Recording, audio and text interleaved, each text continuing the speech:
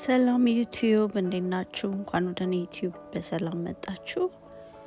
ሳምሪ ይባላለሁ። እንግዲህ ዛሬም ተመልሼ መጥቻለሁ በአዲስ ቪዲዮ። ዛሬ ደግሞ አትላንታ ጆርጂያ ወደ 2 ሰዓት ራቅ ብሎ ወደሚገኘው ሮክ ሲቲ እንሄዳለን። እዛ ምን ምን እንዳለ አብረን እኔ እንግዲህ እንደምታዩት መግቢያው ይሄንን ይመስላል። ለቲኬት ለትላልቆች $45 ደግሞ ለትናንሾች ደግሞ $35 ነበር የከፈልነው። እንደምታዩት አራቱን እንሄድ ነው። ከኋላ ባለቤቴ ካሜራማን ነው ዛሬ እና በጣም የሚያምር ቦታ በዋሻ የተከበበ ቦታ ነው። በተለይ ሰመር ላይ የሆነ ቅርብ ቦታ ወጣ ብላችሁ ለመመለስ የሆነ የተለየ ነገር አይታችሁ ለመመለስ የሚሆን ቦታ ነው። እዚህ ጋር እንደምታዩት ድልድይ ነገር ነው ያለውና ስዘሉበት ምናምን ነገር ይንቀሳቀሳል። ብዙ ሰዎች እየፈሩ ነበር። እንደውም የሆነች ትልቅ ሴትዮ በጣም ያስፈራል ምናምን ብላ ስትነግረኝ ምንድነው ያለው ብዬ ነበርና ከዚህ በፊትም ሄደን ስለምናውቅ የሆነ አዲስ ነገር ነበር የመሰለኝና ስንሄድ ያው ቦታ ነው እና እንደምታዩት ደግሞ እዚህ ጋር የሆነ ከፍታ ያለበት ቦታ ወጥተን በጣም ከተማው ይታያል። ወደ ታች በጣም ያምር ነበረ። እያፈጠንኩ ነው እያሳየኋችሁ ያለሁት እና ተከታተሉኝ።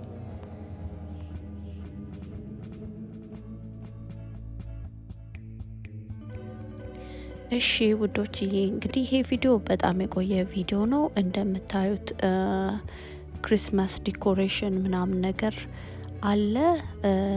ያለፈው 2025 ክሪስማስ ካለፈ በኋላ ነው፣ ግን ስቲል ክሪስማስ ዲኮሬሽናቸውን አላወረዱትም ነበረ። በጣም ነበር የሚያምረው። እንደውም የኔ ካሜራ ምንም ጀስቲስ አልሰራም። በአካል ውበቱ በጣም የተለየ ነበረ።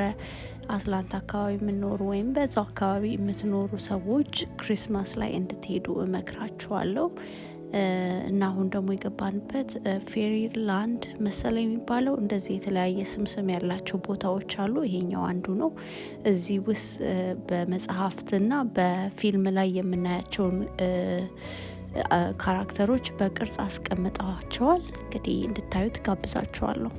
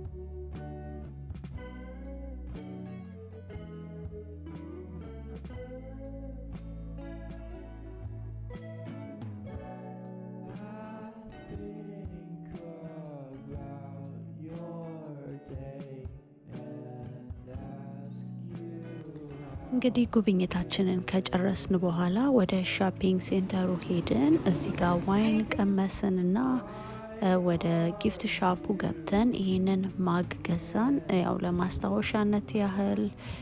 እናም ጉብኝታችንን ጨርሰን በጣም ጠዋት ነበር የወጣ ነው። እንደምታዩት መሽቶ ወደ ቤታችን እየተመለስን ነው። እንግዲህ አትላንታ ወይም በአካባቢው የምትኖሩ ሮክ ሲቲን ያላያችሁ መታችሁ እንድታዩት እጋብዛለሁኝ።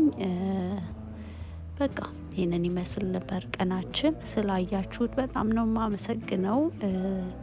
ሰብስክራይብ ማድረግ እኔን ሰፖርት ማድረግ እንዳትረሱ። በድጋሚ አመሰግናችኋለሁ። በሌላ ቪዲዮ እስከምንገናኝ ደህና ሁኑ።